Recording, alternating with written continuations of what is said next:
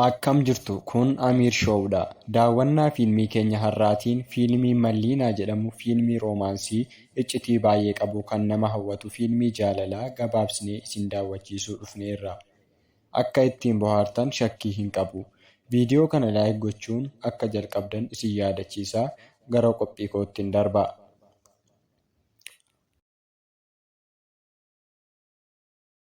Fiilmiin kun Reenaatuu kan jedhamu daa'ima waggaa 13 kanarratti xiyyeeffachuun jalqaba. Reenaatuun barataa haayiskuuliiti. Abbaan isaa saayikilii haaraa kenneefii oofaas gara hiriyoota isaa deema. Akka achi ga'eenis saayikilii akka inni dhaabee taa'u itti himu. Karaa sanaan dubartiin bareedduun tokko utuu isheen dabartuu ilaalu.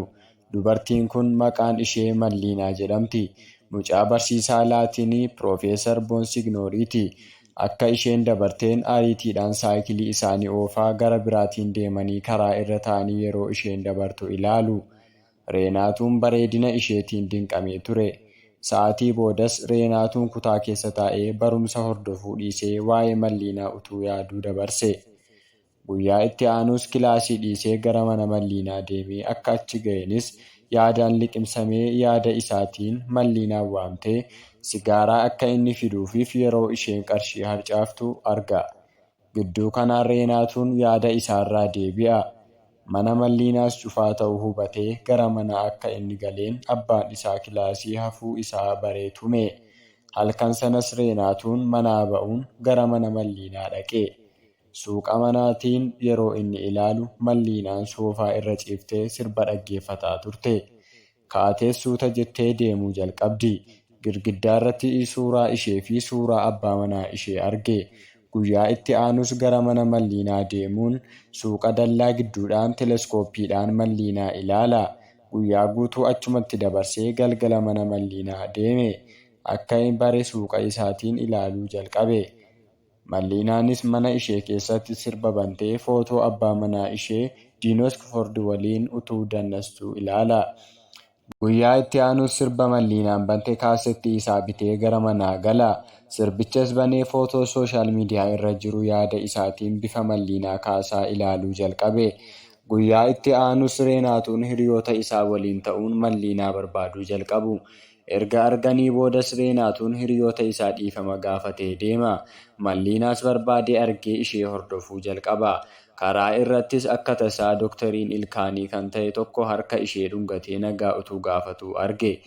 Malliinaanis gara bakka deemtuu yeroo geessu maskootii irraan furtuun darbatameefii turti. Boodas Reenaatuun saayikilii utuu sirreessaa jiruu Malliinaa arge.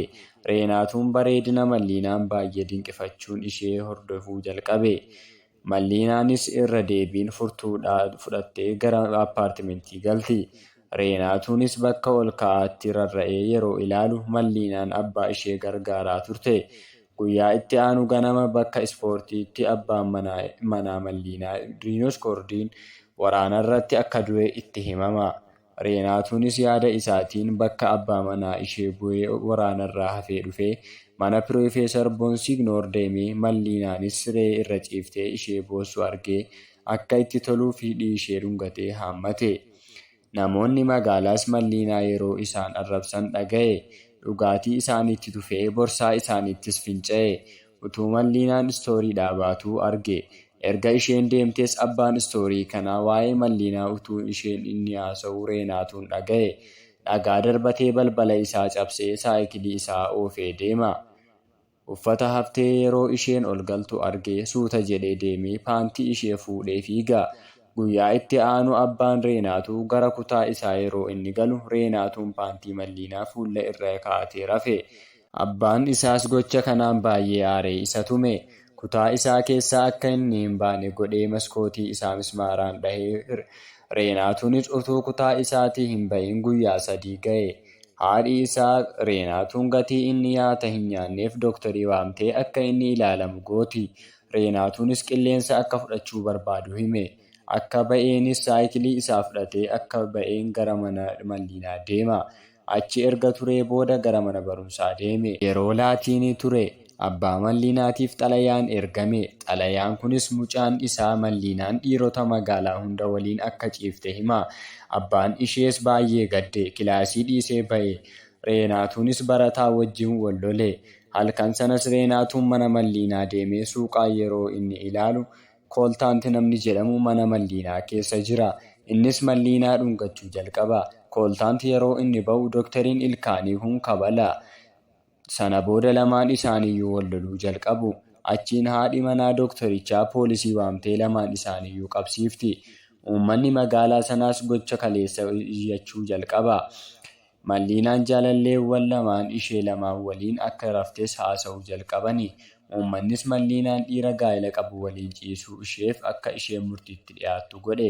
Malliinaan appaartimentii abbaa ishee deemtee banuuf yaalte.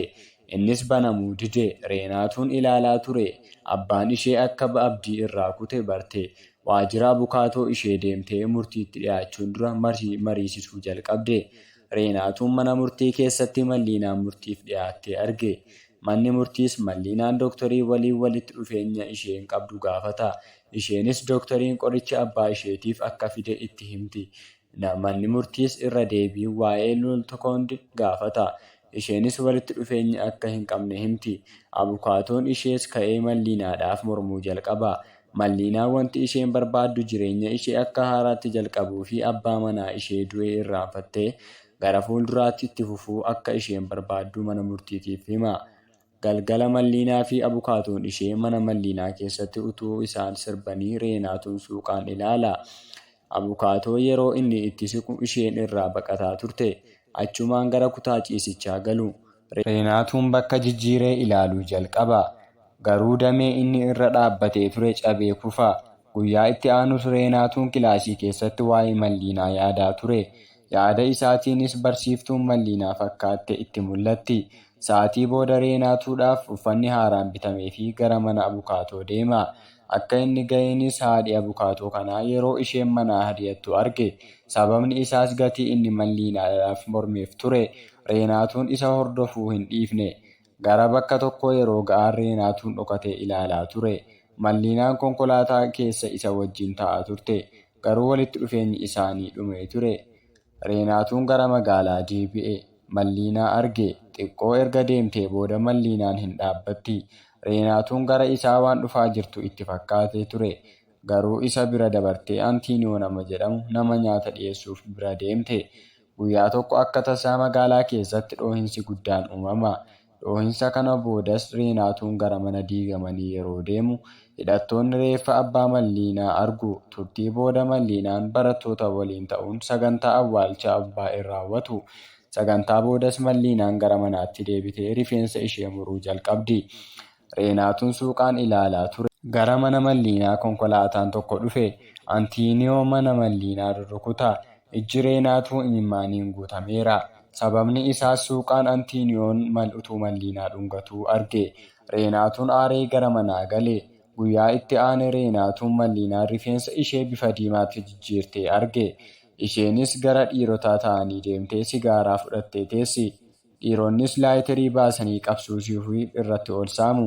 Guyyaa itti aanus Reenaatuun Malliinaan rifeensa ishee adiitti jijjiirtee dhiira waliin arga. Gocha Malliinaan gootu yaadatee of wallaalee hufe.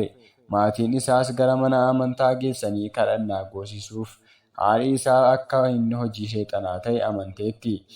Abbaan garuu boo'aa ture. Reenaatuunis wanti inni barbaadu durba waliin rafuudha. Kana yoo godhe akka fayyu hima. Abbaanis mana bunaa bakka dubartoonni jiran geessa. Reenaatuun durba barbaadu erga filatee booda kutaa keessa galanii ciisu. Bakka biraa immoo durboonni baay'een Malliinaa harkisaa gara gamootti galu. Durboonnis Malliinaa tumuu jalqabu. Reenaatuun ilaalaa ture. Garuu homaa gochuu hin dandeenye ture. Rifeensa ishee muranii achumaan Malliinaan fiiguu jalqabdi. Boo'aa fi dhiigaa turte. Reenaatuun gara buufata baaburaa deemee Malliinaa ilaala. Isheenis magaalaa gadhiiftee ba'aa turte. Akka isheen baateen Reenaatuun gara magaalaa yeroo deebi'u konkolaataan haaraan tokko gara magaalaa seena. Konkolaataa kana keessa namichi shakkisiisaan tokko bu'e. Utuu inni deemuu arge. Namoonni magaalichaa nama kana yaadatu. Innis Malliinaan du'eera jettee kan irraanfatte abbaa manaa ishee Roonis Kordiyoo ture. Reenaatuun isa hordofuu jalqaba. Innis gara mana Malliinaa deemee Malliinaa dhabees gara waajjiraa deeme.